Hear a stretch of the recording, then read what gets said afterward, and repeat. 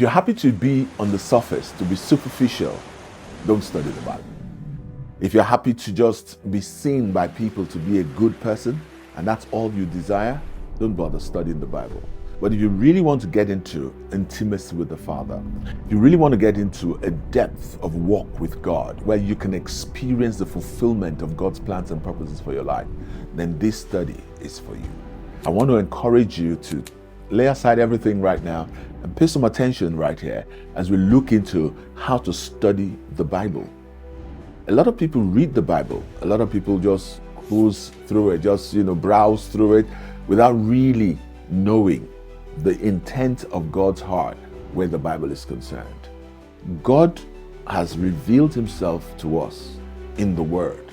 He has revealed his wisdom to us in the Word.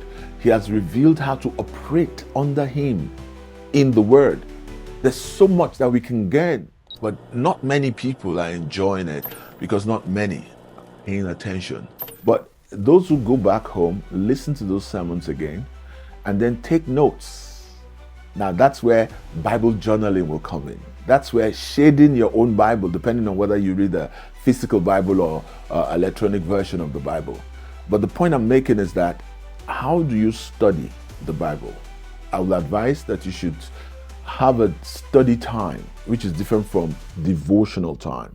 The study time is not the same as devotional time. Some people just have only devotion and they wonder why their knowledge is not increasing. No, you should have a study time, even if it's just twice a week or something, a time where you have your journal, your notepad, your biro, and your Bible, where you now begin to study to know.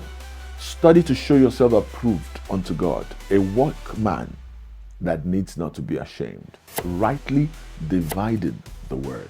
So that implies that the word can be wrongly divided if it is not studied. So study has to do with acquiring understanding. And it's not just reading one portion. That's why sometimes in study you might look at, am I going to study book after book? Am I going to study a topic? Am I going to study a character? Depends on what you want. But the important thing is to have a study approach. And that is on the basis, on the foundation that you already have a reading approach, whereby you're reading the Bible. You have a reading a whole year approach, the things that are produced for devotionals, where I say, if you read this portion, and I want to encourage you, when you are talking about this study of the Bible, when you are using that approach of portions, don't allow yourself to go into, oh, I forgot to read my portion yesterday or 2 days ago, so you are now just reading to fulfill the parts you've lost. No, don't bother. Just read the portion for that day. But when you now want to study, settle down and look at the whole picture. Because I say there's reading, which are called general reading, there's devotional reading, and then there's study. They all go together. You should read to cover grounds. You should read to know what the Bible says. You should now have devotional reading. That is a more intense concentration and consecration of your life to God by, Lord, your word says. For instance, then the Bible says, be careful for nothing, but in everything by prayer and supplication with thanksgiving. I think that's found in Philippians 4. Let your requests be made known to God, and the peace of God that passes all understanding will keep your heart and mind. Wow. Now, that same portion can be studied. That same portion can be a devotional angle, and that same portion can be just generally read. Now, when you read that kind of portion and it strikes your heart as something you need to do about that, or something you need to dig deeper into, or something you need to act upon, then you are going into another level of devotional reading. Then when that same portion now becomes a part and parcel of your life, that you now want to study, what did Paul have in mind when he said that? What are the other relevant scriptures to that? That's where the Bible references and the interlocks, whatever, of these Bible studies. That's why the good Bible will have connections where that same thought was revealed or repeated in another portion of the Bible. So those are the things that make for the study. Study has to do with those going through the references, taking your journal, writing them down, and taking note of the things that God is teaching you through study. It's not enough to be content with just a good sermon. You should dig into those sermons, dig into what the author or the speakers had in mind when they were saying them, so that you can now let the Spirit of God teach you the application. That's why I keep saying that there are three areas: reading, devotional study, and then studying the Bible. So the question now is, why do I, or how can I study the Bible? Now, number one, I keep starting with have a relationship with God. It's so important. Otherwise, we just be playing religion. Have a relationship with God whereby God knows you and you know him to some extent. You know him to the level of your knowledge of the word. That's the truth. And you are open to him for him to correct you. You are open to the Spirit of God to lead you, to guide you. And none of this will happen without your knowledge of the word. It's your knowledge of the word that will enable you listen to the Holy Spirit. How do I know if it is Satan speaking, or my own heart, or my own spirit speaking, or the Holy Spirit? The word of God is the test, is the acid line. If I know the word, I can know when the voice of God is speaking to me. If I don't know the word, then it's like when Jesus was tempted. You know, when he was tempted, he was hungry. And Satan said, if you be the Son of God, turn the stone to bread, that you'll have something to eat. And Jesus said, get thee behind me, Satan. Man shall not live by bread alone, for it is written, man shall not live by bread alone, but by every word. How did he know the voice of Satan different from the word of God?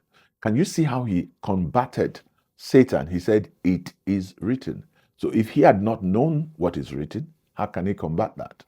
So your knowledge of the word is so vital, and you cannot know the word just because you got born again. You need to study it. You need to read it, you need to have devotion, and you need to study it. You need to study every portion that you are enabled by God to study.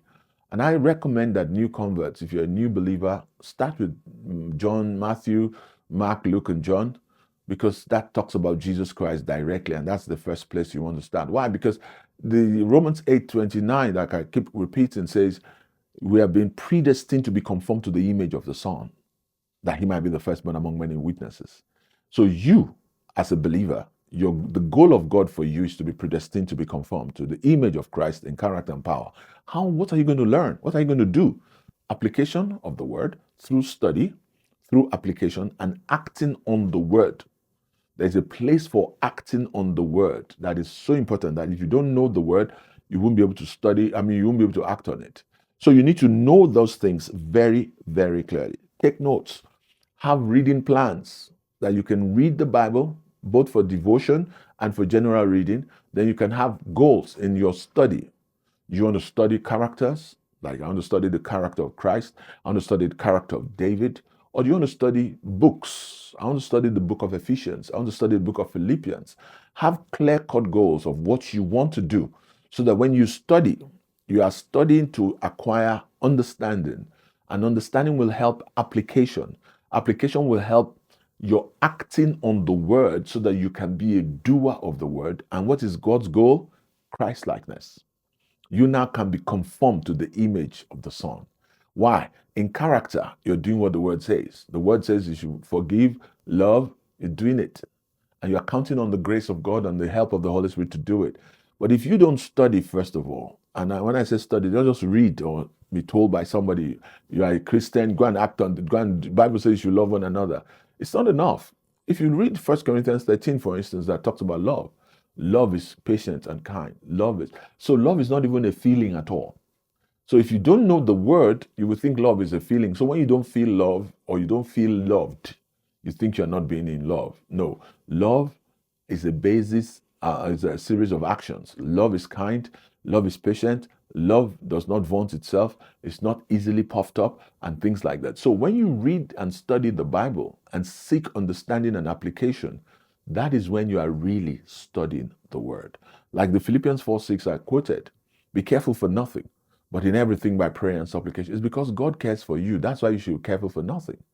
In everything by prayer and supplication with thanksgiving, let your requests be made known to God. Then the peace of God, which passes all understanding, hallelujah, will keep your heart and mind through Christ Jesus. Now, when I'm going through a stressful moment, I now remind myself from what I've studied in the Word to cast all my cares upon Him, for He cares for me. I say, Lord, I roll this care upon you, and I want you to really help me. But you know what he said? He said, be careful for nothing, but in everything by prayer. So I now take the things that are giving me concern and I'll pray about them. Lord, your word says I should be careful for nothing, but in everything by prayer and supplication with thanksgiving. Lord, I commit this situation into your hands and I'm asking for the help of your spirit. Lord, I ask you to release your angels on my behalf to go and help me do such and such a thing. And I give you thanks in advance for it in the name of Jesus. So you see what I've done? I've taken care of the need. I've taken care of my doing the word, and I've taken care of my knowledge of prayer in the name of Jesus Christ. So you can see where your study helps you. Because now you can know that I should pray in the name of Jesus. I should pray based on the word of God. And I should pray expecting God to respond by giving him thanks in faith. Because faith is the substance of things hoped for, the evidence of things not seen. And when it comes to the word of God, one of the things you should understand about scripture is that the word is seen as the seed of the word. What do I mean by that? God does not just produce end products. The only time he did that was in creation. In God's mind, when the seed is planted, the seed germinates. It goes into the soil, germinates, and then it grows. And there are many instances from the parable of the sower to the wheat and the tares that grew alongside with the whatever. If you look at the parable of the sower, for instance, it says that when the seed is planted, there's some that fell on wayside. There's some that fell among thorns. There's some that fell in whatever. Then there are some that fell in good soil and they produced harvest. Some people have thought in time past that the different soils represent different people. But I'm here to introduce to you that it's possible for the same heart to have the different soils.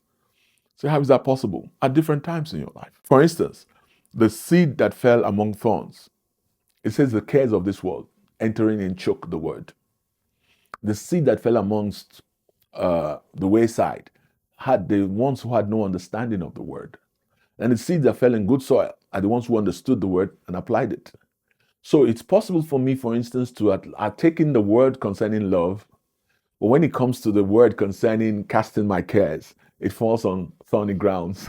When it comes to the word concerning other things in my life, because of my nature, nurture, culture, different things in my heart have been conditioned. I've conditioned my heart as to which seed I can receive and which seed I may not be able to receive.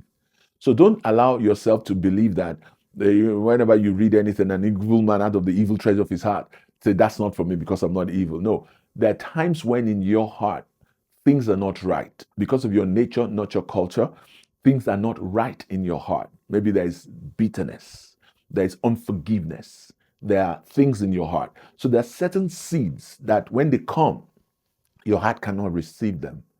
And if you are like that, the answer is repentance. Let the Holy Ghost show you, and then you repent. Lord, is there anything in my heart that is hindering your word from being productive? Reveal these things to me. Unforgiveness, bitterness, jealousy, envy, pride. Those things are lurking in many hearts, and they need to be uprooted, confronted and uprooted. I tell people sometimes, when a thought crosses your mind, you should ask yourself, where's that thought coming from? When an attitude comes in your mind, you have to say, where am I cultivating this attitude from? It's either from my nature, nurture, culture, or from some unresolved issues that have happened in my life that are hindering me from being productive where the word of God is concerned. It is as you study the word, you see it. As you study, you now find out that, whoa, whoa, whoa. Number one, I'm meant to be conformed to the image of the Son. So the goal of God is for me to be Christ-like. Why? Because he made me in his image, and Christ has come to restore that image. Two, my own development, my nature, nurture, culture might have affected my heart in different ways so that the seed of the word is not productive in my heart. I can repent of that. Then three, my own discipline and determination to please the Father, to do his will now encourage me to study with a passion, study with a conviction that the word of God will enter my heart. It's not enough for me to just have an understanding in my mind. I want to plant the seed of his word in my heart. And I want to get rid of the tears and the things that will hinder the productivity of God's word in my life. Can you see the connection? You study the word, you apply the word, you are growing into Christ-likeness. Wow. I love this. You're growing into Christ-likeness in character and power. And look at what's going to happen in your life. You're producing the fruit that Jesus manifested in healing the sick, in casting out devils, and in operating like the things that God wants you to operate. I'm excited today to share these things with you because I believe that your life will never be the same again. Because now you know that you can study, you should study the word, whether in character, chapter, a book study, but you also read generally to cover grounds. Then you also have a devotional approach, like we've talked about in another study. But today we're looking at studying it, studying it, studying it. And I want to advise you, take notes. Take notes. Things that are repeated in the Bible, they are for your emphasis. Things that are strike you as a chord, take note of them, because those are the things that the Spirit of God wants you to do. I have a jotter where I write down the things I read, and then, if I'm reading my book Bible, I streamline, I shade it with a marker and all of that. So I just want to encourage you that you should have a meditative reading as well as a dutiful studying, as well as a conscious application, so that the Word of God can be very productive in your life. Until I come your way next time, please take advantage of all that we have on our YouTube channel.